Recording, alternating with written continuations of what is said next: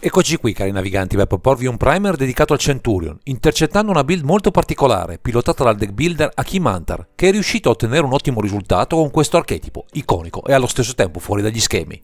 Le peculiarità iniziano con la scelta del color pie, limitato a un solo colore, il nero, spesso arrivato sui nostri schermi con delle build esotiche, particolari, a volte estreme, che andavano a proporre uno stile di gioco a volte unico, ma sempre molto rischioso.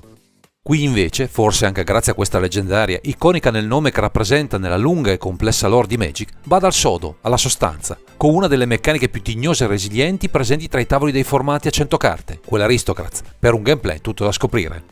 Questa volta vi parleremo di Yawgmoth Transphysician.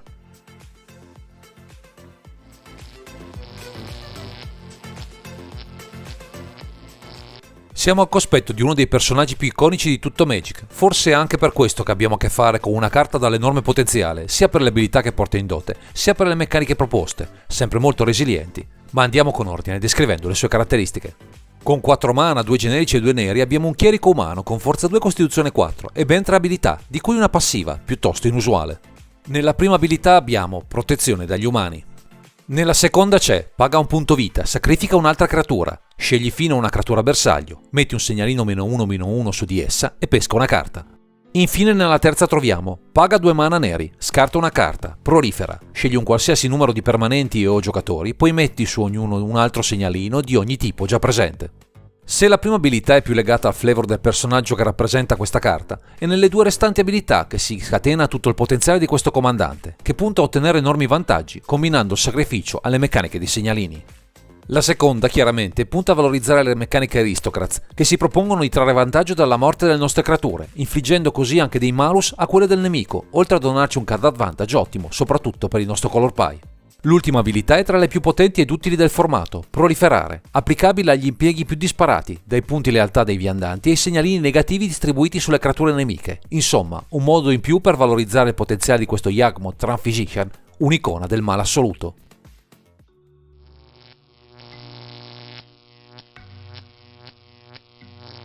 Con quello che ci offre Yawgmoth Transphysician non dobbiamo fare altro che sfruttare a piene mani la sua seconda abilità, così da avere, oltre a un card draw consistente, un modo per azzerare il board del nemico a partire dal generale avversario. Ci può fare comodo, anche se non è vitale per il buon funzionamento della build, giocare qualche ramp effect a partire dal consueto Dark Ritual per passare a Nykthos, Shrine to Nyx, che potremo sfruttare grazie alla base monocolore dei nostri permanenti, per un boost di mana utile per partenze a strappo letali. Oltre al card advantage offerto dal nostro chierico umano, ci dotiamo di alcuni elementi di spicco: Skullclamp, perfetto per uccidere bittanti sacrificabili, unito Dark Confidant e un Deed Augur, per una strategia di value innescabile sin da subito, così da sostenere al meglio la nostra azione. Veniamo al cuore del mazzo, al motivo per cui utilizzare con profitto l'uccisione delle nostre stesse creature, con Bastion of Remembrance, Ayara, First of Locthwain, Blood Artist e Zulapakatru, per un drain effect che va anche a compensare i danni autoinflitti della seconda abilità del comandante. Questi effetti, combinati tra loro, necessitano quasi sempre della morte di creature, ecco perché utilizzeremo a piene mani diversi generatori di token, a partire da Bitter Blossom, Blind Mouth e Nest of Scarabs, che alimentano la nostra sete di sacrificio, senza incidere più di tanto sul resto delle nostre risorse. Ma non basta, perché anche con delle creature come Cryptbreaker, Doomed Dissident, Angab Walker, Yadar, Ghostcador Nephalia, Latobel Revealer, Ophiomancer e Pono Vulamog, ci appresteremo a popolare il board di altri abitanti, pronti a morire per i nostri sadici piani. Potremmo anche approfittare di questa carne da macello per fini più barbari, ingrossando le statistiche di Carrion Feeder, che funge sia da sack outlet, qualora non avessimo il generale in campo, sia di abitante ingrossato, se riesce a restare in campo abbastanza a lungo, riempiendosi di segnalini. Ciò che rende però distintivo questo archetipo sono le creature in grado di ritornare dal cimitero, in mano o direttamente in campo, dando nuovi pezzi sacrificabili alla nostra bramosia di morte, con Bloodghast, Bloodsoaker Champion, Dread Wanderer, Great Crawler, Gooderbones, Nether Traitor, Reassembly Skeleton e Threatless Dead. Un numero consistente di pezzi atti a riemergere dalle loro stesse ceneri, sostenuti anche da alcune terre speciali, Takeuma Abandoned Mire, Voldath Stronghold e Witch Cottage, che possono recuperare qualcosa di meno immortale, ma pur sempre utile per essere riproposto sul board.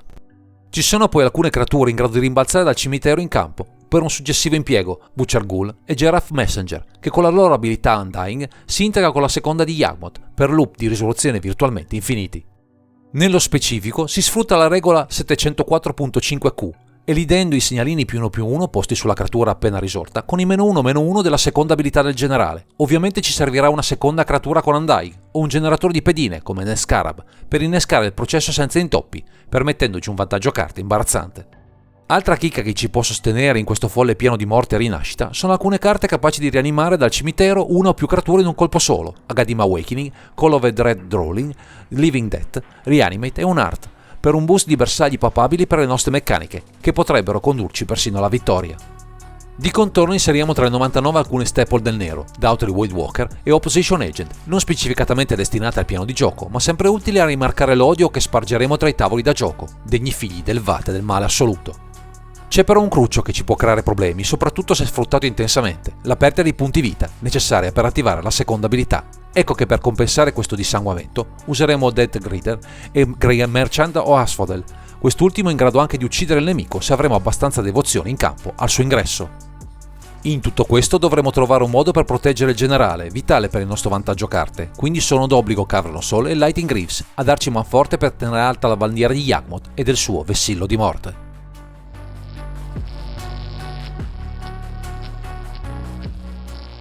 Finora abbiamo visto come Yawgmoth Transphysician calca le scene delle vostre partite e di quanto il suo piano aristocrat sia valido ed efficace, sia per fare value sia per vincere, ma non è l'unica componente presente per tenere alto il nome che il nero porta con sé. Innanzitutto dobbiamo trovare i pezzi adatti per innescare i nostri loop. Per questo sono fondamentali i tutori, Mausoleum Secret, Diabolic Intent, Grim Tutor e Profane Tutor, puntando soprattutto a quelli che non svelano le carte che cercheremo nel grimorio, dandoci piena libertà di azione.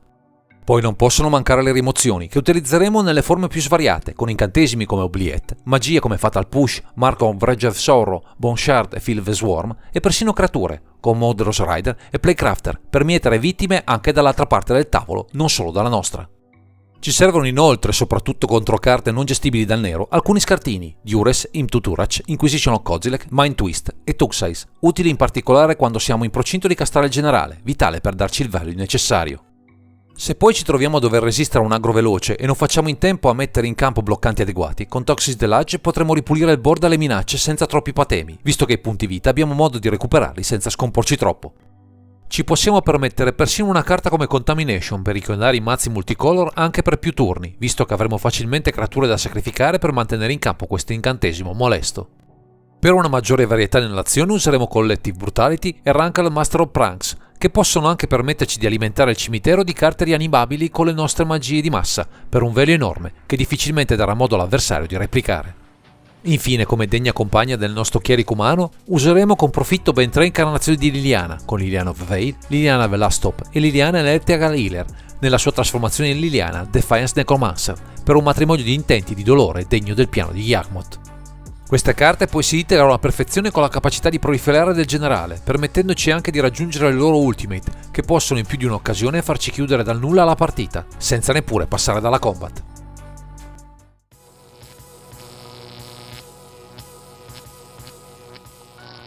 La scelta che ha portato Akim Antar a costruire un archetipo attorno a questo Yawgmoth Transphysician sono molteplici, come spesso accade per un appassionato di Magic, che da anni segue i formati e le vicende attorno a questo gioco tanto affascinante. In primis è l'archetipo Aristocrats che appassiona con le sue dinamiche la mente del nostro giocatore, che ha trovato in questo generale e nelle sue sinergie un valido supporto per un piano di gioco di questo genere.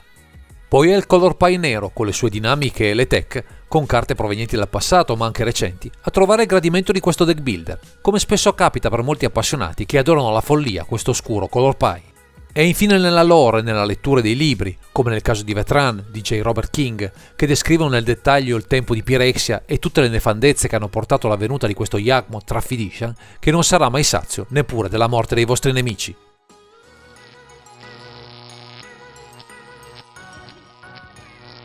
Visto tutto il potenziale offerto da Yawgmoth Transphysician, per Akim Antar è stato gratificante costruire diverse strategie per valorizzare questo generale in sinergia con il resto delle 99, in un concerto di morte e distruzione disseminate equamente da entrambe le parti del tavolo da gioco. Bisogna innanzitutto riempire il board di un buon numero di creature, così da preparare l'ingresso del generale, che così potrà attivare con profitto, magari più volte, la sua seconda abilità, innescando almeno un card advantage consistente o altre sinergie ancora più proficue. Anche per Contamination serve questo tipo di partenze, così da creare un lock al nemico che ci possa permettere di impostare una delle nostre chiusure, in primis con i molti Drain Effect presenti tra i 99, cercabili anche grazie ai tutori a disposizione. Anche con la combinazione del generale unito a Jareth Messenger potremmo generare sufficienti danni per chiudere la partita, così come con il Drain Effect ottenibile da Grand Merchant of Stodale, sempre una garanzia se abbiamo il board apparecchiato a dovere. Restano poi valide tutte le combinazioni che possono valorizzare l'ultima abilità del generale, dalle ultime dei nostri viandanti al controllo del board, ottenibile anche con il supporto di carte come Nest Scarab, per un value multiplo che ci può dare molto per ribaltare anche situazioni improbabili. Certo, diventa fondamentale giocare e proteggere questo Yawgmoth Transphysician, anche nelle maniere più improbabili, ma saremo disposti a tutto pur di far risorgere dalle ceneri il suo mondo natio, con il suo carico di olio pirexiano.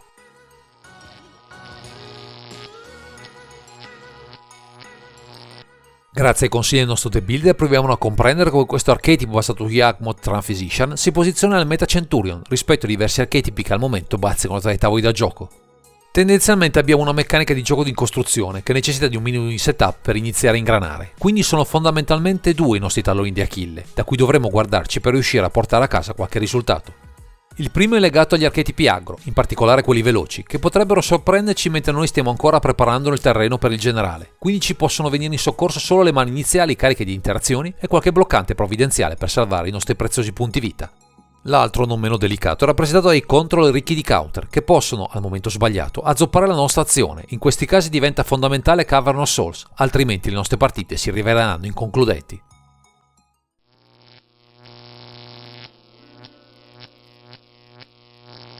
Nonostante siamo di fronte a un monocolor, Akimanther ha sotto mano diverse opzioni papabili per variare il mix di carte attorno a questo Yawgmoth Transphysician, miscelando sapientemente le alchimie del nero e diverse possibili varianti e strategie attorno a questo comandante. Una prima grossa variante passa dal numero degli zombie che si vuole avere nella build, agevolando alcune sinergie specifiche per questa tribe, o prediligere carte specifiche per aumentare i discard effect, che sono sempre proficui per la nostra strategia. Si passa quindi da aggiunte come Shambling Gust, Nested Scrambler e Midnight Reaper, nel primo caso, soprattutto se vogliamo sfruttare appieno Gravecrawler o Restored Death, sinergici con il resto della tribe. Diversamente punteremo a carte come Brain Maggot, Mesmeric Field, Kit Sake Freebooter e Turach Dread Cantor, per una scelta che punta a contrastare maggiormente i control o che punta molto sul vantaggio carte per le proprie strategie. Altra modifica sostanziale potrebbe arrivare sul fronte della mana base, con più paludi per sfruttare al meglio Cabal Coffers, inserendo ulteriori accelerini come Cooling by Wick e Bubbling Mook, per agevolare il cast di molte bombe presenti in questo colore ma non adatte alla lista attuale. Tra le possibili aggiunte annoveriamo Tevez'Zar's Tomb of Fools, Kalitas Traitor Gate e Liliana Dreadhorde General, giusto per citare quelle più note, tra le tante possibili big spell che abbondano nel nero. Un'ultima considerazione va alla combo composta da Sedmore Witch e Chain of Smog, al momento non inserita in questa lista, più per gusto personale del giocatore che per reali limiti delle carte, quindi può essere una buona scusa per testare anche questa tech tra le molte possibili.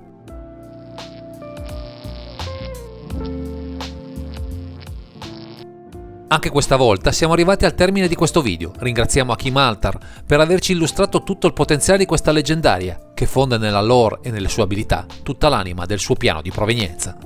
Se volete un archetipo solido e sfaccettato, pieno di sinergie e anche fortemente personalizzabile, questo Yawgmoth Transphysician potrebbe fare a caso vostro, tanto più se amate il nero e tutto quello che questo colore saprà portarvi in dote. Per ulteriori approfondimenti o anche solo per saperne qualcosa di più su questo formato, seguite il canale su YouTube, Centurion TV. Il link è presente in fondo a questo video dove troverete matchup, guida alle build e una community sempre pronta a darvi spunti e consigli. Direi che questo è tutto per questo video, grazie per averci seguito e non dimenticate di commentare, condividere e sottoscrivere il canale per ritrovarci sempre qui su Underground Sea.